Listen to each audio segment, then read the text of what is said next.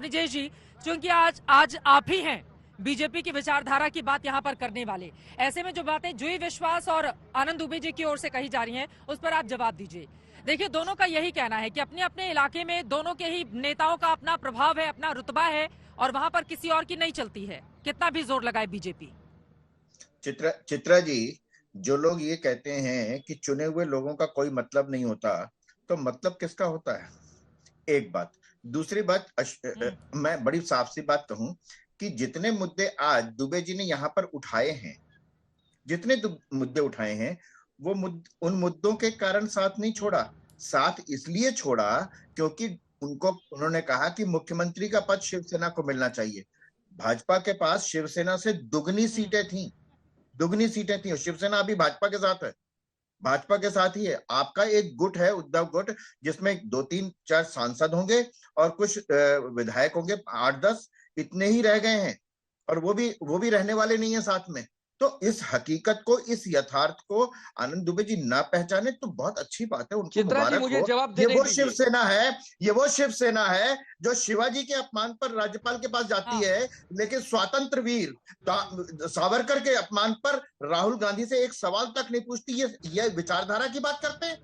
ये सत्ता के लोलुप, सत्ता के गुलाम, मुख्यमंत्री पद तक बैठ करके सिर्फ पैसे कमाने वाले लोग, और आम जनता को जिस तरीके से वहां पर इन्होंने तानाशाही की है, जिस तरीके से इनके मंत्री आज तक जेल में हैं इनके मंत्री।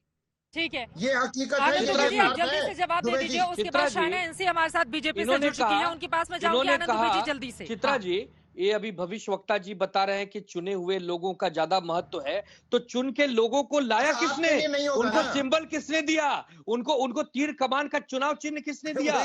बी फॉर्म पे सिग्नेचर किसने किया? अपनी पार्टी का टिकट किसने दिया? गद्दारी करने के लिए, धोखेबाजी करने के लिए, चुन के आने के बाद सरकार बनाने के लिए? ऐसे लोगों को आप लोग अपने नजदीक लाते हो और उसके बाद महाशक्ति बनते हो।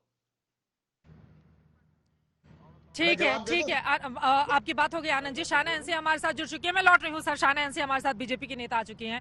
शाहना एनसी जी, यहाँ पर जितने भी विरोधी दलों के प्रवक्ता बैठे हुए हैं, सबका यही कहना है, महंगाई है, बेरोजगारी है, गरीब और अमीर के बीच असमानता है, ये तमाम वो मुद्दे हैं जिस पर बीजेपी के लिए आगे की राह मुश्किल होने वाली है, और जिस लोकप्रियता को बार बार गिनाती है बीजेपी, अब वो दौर खत्म हो गया। कैसे जवाब देंगे आप इसका? सबसे पहले तो चित्रा जी, मैं दुबे जी को कहना चाहती हूँ, वो बात कर रहे हैं कि किसका सिंबल पे जीत के आए। अरे आप किसके फोटो पे जीत के आए ये तो बताएं। जब आपने नरेंद्र मोदी जी के नाम पे लोकसभा के इलेक्शंस चुने, आपने विधानसभा के इलेक्शंस चुने, आप चुन के आए, वहां पता चलता है कि ब्याह हो गया है और शादी के मंडप से जो दूल्हा दुल्हन खड़े हैं, वहां दुल्हन भाग जाती है कांग्रेस एनसीपी के साथ। क्या विचारधारा की बात कर रहे हैं आप? क्या आइडियोलॉजी की बात कर रहे हैं आप? बताइए, आपका क्या है ऑफिशियल स्टेटस शिवाजी महाराज को लेके? क्या है आपका आइडियोलॉजी वीर सावरकर को लेके? हर बार तो आप कॉम्प्रोमाइज की राजनीति करते हैं कांग्रेस के साथ। आप जीतते हैं मोदी जी के नाम पे, ये समझ एक बार उनकी बात हो जाए, और जब चित्रा जी आप सत्ता के मोह माया के लिए इतने लालची हैं कि आप कांग्रेस एनसीपी जैसे भ्रष्ट सरकारों के साथ, आप खुद जो भ्रष्टाचार के प्रतीक है, वहां आपके विधायक तंग होके बाहर निकल के आते हैं, तो उनको पूछिए कि क्या है उनका प्रॉब्लम नेतृत्व को लेके, स्थिरता को लेके, विजन प्लान को लेके। जो स्वीकारता है तो वो स्वीकारता है नरेंद्र मोदी जी का, स्वीकारता जी है देवेंद्र फडणवीस जी का, स्वीकारता है भारतीय जनता पार्टी के विजन प्लान को लेके। और जनता सब कुछ जानती है, महाराष्ट्र की जनता तो बहुत ही सक्रिय रूप से जानते हैं कि कौन है भ्रष्ट, कौन नोट कमा रहे हैं, छपा रहे हैं, और कौन सही मायने में काम करना चाहते हैं। तो जब मोदी जी के की बात होती है तो विश्व भर में उनके नाम को लेके इतना सम्मान है। जानते हैं कि ये एक राष्ट्रवाद है जो सही मायने में सिर्फ इलेक्शन नहीं लड़ते हैं, लेकिन जनप्रतिनिधि करते हैं प्रधान सेवक के रूप में। और वो प्रधान सेवक जब स्थिरता देते हैं, विजन प्लान देते हैं, तो लोग क्यों नहीं वोट करेंगे मोदी जी को? और मोदी जी के साथ जो भी कोई अलायंस में है, उनको भी वो कह रहे हैं कि विश्व नेता के तौर पर नरेंद्र मोदी ने अपनी जगह बना ली है, और हिंदुस्तान में भी उनके कद का कोई नेता है नहीं। अच्छा, ऐसे में राहुल गांधी कैसे चुनौती बन पाएंगे नरेंद्र मोदी के लिए? राहुल गांधी से ही मीलों पीछे हैं मोदी जी। किस मामले में मोदी जी हैं बराबरी? किस मामले में उनकी बराबरी है? झूठ बोलने में? किस मामले में? देश की इकोनॉमी ठीक करने में? पड़ोसी राज्यों से जो हमारे ऊपर कब्जा करते जा रहे उसमें? किस मामले में? स्टूडियो में बोल देने से, इस स्टूडियो में बोल देने से आज बीच में प्लीज, बीच में नहीं, बड़ी बातें बीच में नहीं, इनको साइलेंट करिए, बीच में नहीं, डिस्टर्बिंग एलिमेंट। बातें सही बातें चुभती हैं, थोड़ा ध्यान से और सुनिए। अगर इनमें ताकत होती भाई इन्हीं से बहस करा लो, पीसीआर वाले मेरे भैया। बड़ी अर्थव्यवस्था बन चुका है हिंदुस्तान, इंग्लैंड को पीछे छोड़कर। पहले भी था और दुनिया हम 90 लाख 1,10,000 करोड़ 110 लाख करोड़ रुपया कर्जा लिया मोदी जी ने।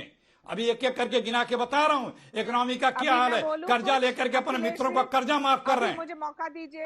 14 लाख करोड़ रुपए अपने मित्रों का कर्जा माफ किया है। अब 12 लाख करोड़ रुपए एनपीए में गया है। इस तरह से बहस नहीं होगी, इस तरह से बहस नहीं होगी। एक एक करके बोलिए। देखिए ठीक है सर, वो नहीं बोलेंगे, जल्दी से अपनी बात आज अगर को जवाब देना चाहती हैं तो इनके साथ ही इनके साथ होते, ये इनके साथ ही इनका साथ छोड़ के भाग रहे। इसका मतलब मोदी जी आज डूबता हुआ जहाज हैं, इसमें कोई दो राय नहीं है। आज उनके चेहरे पे साथ ही उनके साथ नहीं है तो भी वो 303 सीटें लेकर आ रहे हैं लोकसभा में। सर थोड़ा तथ्यों पर रहते हैं ना अखिलेश जी। अखिलेश जी देखिए आपको बहुत चुभती है बातें, लेकिन थोड़ा सा तथ्यों पर बात करेंगे ना। थोड़ा सुन तो लीजिए, थोड़ा तथ्यों और तर्कों पर बात करते हैं, आंकड़ों के साथ बात करते हैं। अखिलेश जी आप कह रहे हैं उनके साथ उनको छोड़कर जा रहे हैं तो भी वो 303 सीटों के साथ लोकसभा जीत कर आ रही है। चित्रा जी मुझे 30 सेकंड दीजिए प्लीज। अरे 303 सीट, एक बार उनकी बात पूरी हो जाए। 303 सीट लेके आए थे चित्रा जी। हाँ। 303 जीत के आए थे। लॉन्ग एगो जिसको बोलते हैं। आज के तारीख में गुजरात तक सिमट के रह गए हैं। और महाराष्ट्र की बड़ी बात हुई। महाराष्ट्र का एक उपचुनाव लड़ने की ताकत जिस सत्तारूढ़ गठबंधन में नहीं है वो वहां की क्या बात करेगा। और अभी बता रहे थे महाराष्ट्र का कि हम मुख्यमंत्री शिवसेना मांग रही थी, कम सीट थी, लेकिन उसी कम सीट वाले को तो आपने मुख्यमंत्री बनाया।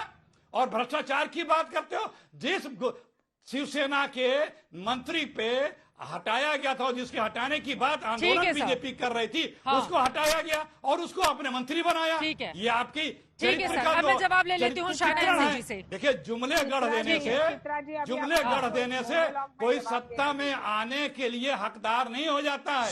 जो 2019 के जुमले थे मोदी जी का, उसका आज जिक्र क्यों नहीं हो रहा है?